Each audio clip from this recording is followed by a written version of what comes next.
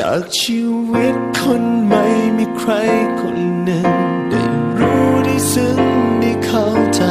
ในความรักเมื่อเธอได้เดินเข้ามาจากชีวิตคนใหม่มีใครคนหนึ่งได้รู้ได้ซึ้งและมีค่าและรู้ว่าต้องอยู่เพื่อใคร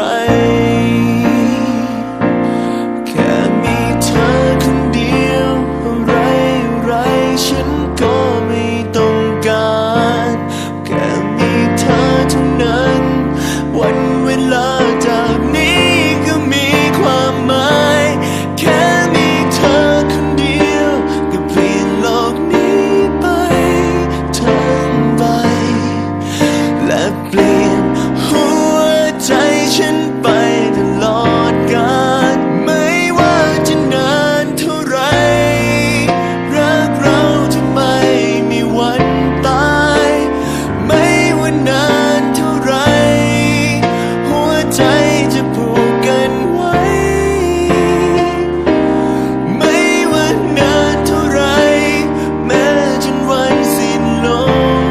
หายใจจะรักเธอคนเดียวได้ยินไหมรักเธอไปตลอดกาลจากวันนี้